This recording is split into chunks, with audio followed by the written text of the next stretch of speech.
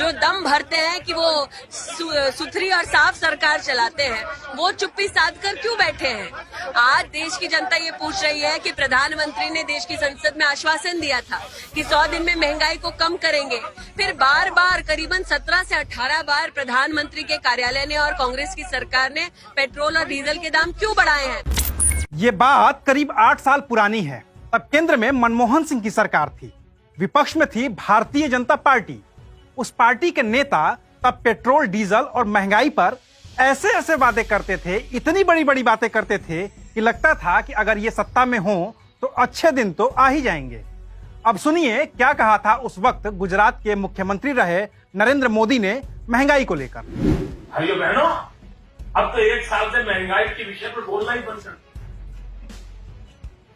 उन्हें चिंता नहीं है और उन्होंने वादा किया 100 दिन में महंगाई कम करें। आदरणीय प्रधानमंत्री जी, आप महंगाई कम कर पाओ या न कर पाओ, कम से कम अटल बिहारी वाजपेयी जहां छोड़ के गए थे वहां तो ला करके रख दो। अब अगर उस वक्त के नेता और गुजरात के मुख्यमंत्री रहे नरेंद्र मोदी की ही बात माने तो अटल बिहारी वाजपेयी के कार्यकाल के अंतिम दिनों में यानी कि मई 2004 में पेट्रोल की कीमत करीब 35 रुपए 71 पैसे हुआ करती थी।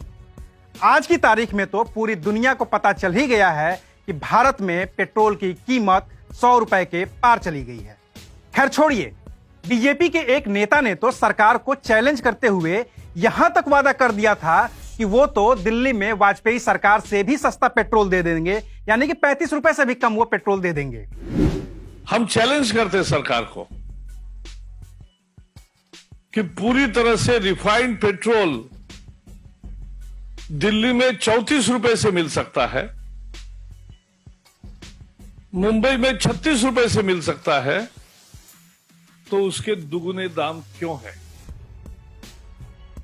ये लूट है और तुरंत ये कीमतें जो बढ़ाई है वो वापस लेनी चाहिए। बीजेपी के उस वक्त के नेता तो इतने मजबूत थे कि कांग्रेस पार्टी सिलेंडर के दाम 50 रुपए बढ़ाने की कोशिश करती तो बीजेपी के नेता हंगामा कर देते और फिर सरकार को फैसला वापस लेना पड़ जाता।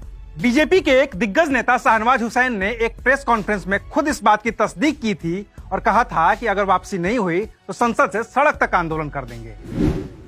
कल भारतीय जनता पार्टी ने यह दबाव बनाया था कि रसोई गैस की कीमत सरकार नहीं बढ़ाए। आज उन्होंने रसोई गैस की जो कीमत है उसको बढ़ाने के लिए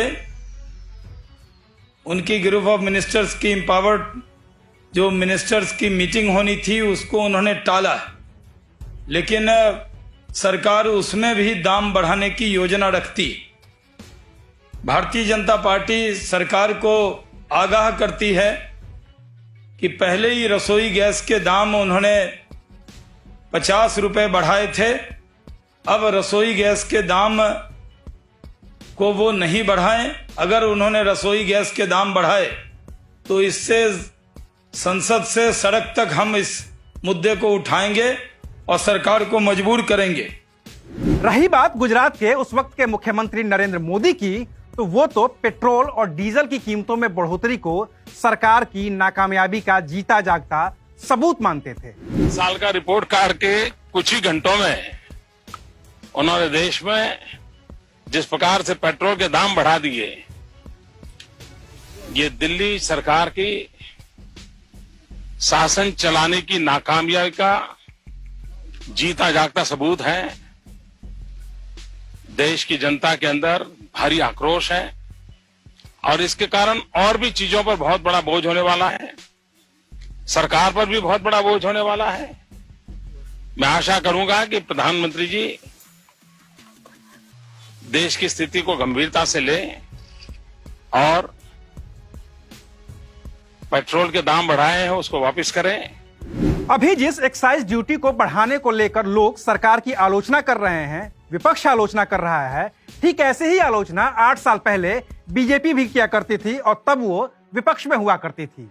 सुनिए उस वक्त क्या होता था बीजेपी का आधिकारिक पक्ष जिसे मीडिया के सामने रखने के लिए आते थे बीजेपी के प्रवक्ता शाहनवाज हुसैन। जब तेल के दाम बढ़ते हैं, पेट्रोल के दाम बढ़ते हैं, तो उससे सरकार दाम बढ़ाने के पर एक्साइज ड्यूटी में मुनाफा भी कमाती, तो दाम बढ़ाने के आड़ में आम आदमी पर जिस तरह का बोझ सरकार डाल रही है, इस सरकार को कोई नैतिक अधिकार नहीं है आम आदमी की बात करने का। बीजेपी के कद्दावर नेता राजनाथ सिंह ने तो यहां तक कहा था कि सरकार की इकोनॉमी पर ग्रिप ही कमजोर हो गई है। मुझे ऐसा लगता है कि इस कंट्री की इकोनॉमी पर इस गवर्नमेंट की जो एक पकड़ होनी चाहिए, एक ग्रिप होनी चाहिए, वो पूरी तरह से समाप्त हो गई है और जैसे लगता है कि हमारे देश की इकोनॉमी एकदम बिल्कुल डायरेक्शनलेस हो गई है। अब आपको भी बीजेपी के इन नेताओं का बयान सुनकर ये तो लग ही रहा होगा कि काश केंद्र में भाजपा की सरकार होती तो स्थितियां दूसरी होती। लेकिन सपने से जागिए, हकीकत में आइए, केंद्र में बीजेपी की ही सरकार है। 6 साल से भी ज्यादा का वक्त हो गया है बीजेपी को केंद्र में आए। नरेंद्र मोदी प्रधानमंत्री भी बन गए हैं, लेकिन तेल के दाम वाजपेयी सरकार वाले नहीं हैं, मनमोहन सिंह वाले भी नहीं हैं, पहली वाली मोदी सरकार वाले भी नहीं हैं, जिसमें वो कहते थे कि तेल के दाम कम हुए या नहीं हुए। पेट्रोल के दाम कम हुए कि नहीं हुए, डीजल के दाम कम हुए कि नहीं हुए, आपका फायदा हुआ कि नहीं हुआ। अगर मोदी का नसीब देश की जनता के काम आता है तो इससे बढ़िया नसीब की बात क्या होती है भाई। अब तो ये दाम 100 के पार हैं। पिछले 6 साल से मोदी जी ही हमारे प्रधानमंत्री हैं, लेकिन इस बढ़ी हुई कीमत के लिए वो अब भी पुरानी सरकारों को ही कोस रहे हैं।